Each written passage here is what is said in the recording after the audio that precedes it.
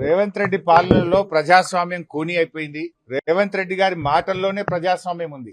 ఎన్నికల ముందు 6 గ్యారెంటీలు కాదు 7వ గ్యారెంటీ ప్రజాస్వామ్య హక్కు మీకు కల్పిస్తామని ఆ రోజు చెప్పారు. కానీ ఈ రాష్ట్రంలో పరిస్థితి ఏంటంటే ప్రతిపక్షాలు కనీసం ధర్నాలకు వెళ్లొద్దు, రైతుల్ని పరామర్శించొద్దు, ప్రతిపక్షాలు ప్రశ్నించొద్దు, ప్రశ్నిస్తే మీకు అరెస్టులు, మీ మీద ఎంక్వైరీలు, విజిలెన్స్ ఎంక్వైరీ వేస్తాం, సిఐడి ఎంక్వైరీ వేస్తాం, కమిషన్లు వేస్తాం అని ప్రతిపక్షాల మీద ఎదురుదాడికి ప్రభుత్వం పాల్పడతా ఉంది.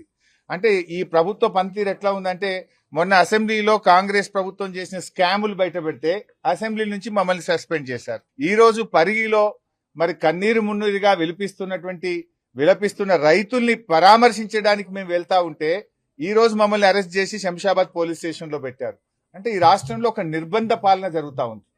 ఈ రాష్ట్రంలో రేవంత్ రెడ్డి పాలన ఎట్లా ఉందంటే గడీల పాలన, వేడీల పాలన, నిర్బంధాల పాలన, ఒక గుడ్డి పాలన నడుస్తా ఉంది, ఒక పోలీస్ రాజ్యం నడుస్తా ఉంది. ఇది ప్రజాస్వామ్యానికి అంత మంచిది కాదు. ఇవాళ మేము ఏమడుగుతా ఉన్నాం, మీరు ఏదైతే 2 పంటలు 3 పంటలు పండే భూముల్లో ఫ్యాక్టరీలు పెట్టాలని నోటిఫికేషన్ ఇచ్చారో దాన్ని రద్దు చేయండి. ఏదైనా పనికిరాని భూములు, సాగుకు పనికిరాని భూములు ఎన్నో ఉన్నాయి, అక్కడ పెట్టండి పరిశ్రమలు. ఇవాళ మీరు నోటిఫికేషన్ ఇచ్చిన భూముల్లో పాపం ఎస్సీ బీసీ రైతులు ఉన్నారు, పేద రైతులు ఉన్నారు, మంచిగా 2 పంటలు పండే భూములు ఉన్నాయి. గా భూములు ఎందుకు లాక్కుంటారనే మేము అడుగుతా ఉన్నాం. ఇవాళ మమ్మల్ని అరెస్ట్ చేయాల్సిన అవసరం ఏమొచ్చింది?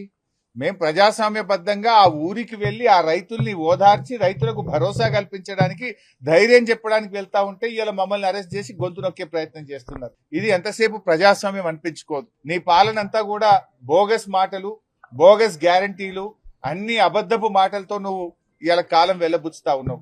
ఇవాళ పరిగిలో వ్యవసాయ భూములు లాక్కుంటా నా దోస్తులకో నా అనుయాయులకు కట్టబెడతా అని చెప్పి పరిగిలో రైతుల భూములు లాక్కుంటావు.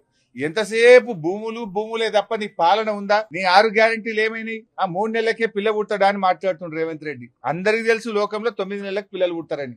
కానీ నువ్వే చెప్పినావు 100 రోజుల్లో 6 గ్యారెంటీలు అమలైతాయి అన్నావు. అయినాయా అమలు? 6 గ్యారెంటీలు 100 రోజుల్లో చేస్తాను, 900 రోజులైంది, ఏమైంది అని ప్రతిపక్షంగా మేము అడుగుతా ఉన్నాం. ఈ రాష్ట్రంలో అసెంబ్లీ ఎన్నికలు ఎప్పుడు జరిగినా కాంగ్రెస్ కు వచ్చేది సింగిల్ డిజిటే వస్తుంది బిడ్డ. నువ్వు మళ్ళా గెలిచేది, అయిపోయింది నీ పని. రేవంత్ రెడ్డి అంటే గాన్ కేస్. మేము ఇలా వస్తుంటే రోడ్ల మీద బస్సుల్లో నుంచి ఆటో డ్రైవర్లు, మోటార్ సైకిల్ మీద వేయటోళ్ళు అన్న మళ్ళా కేసీఆర్ రావాలని ప్రజలే స్వచ్ఛందంగా చెప్తున్నటువంటి పరిస్థితి ఉంది. నువ్వు మళ్ళొస్తా అనేది పగటి కళ, మర్చిపోయిగా. నువ్వు మళ్ళొచ్చేది లేదు. ఎట్టి పరిస్థితుల్లో రామరాజ్యం వస్తుంది, కేసీఆర్ రాజ్యం వస్తుంది. Hi, this is Swathi. Like చేయండి, షేర్ చేయండి, కమెంట్ చేయండి అండ్ సబ్స్క్రైబ్ చేయండి GR TV.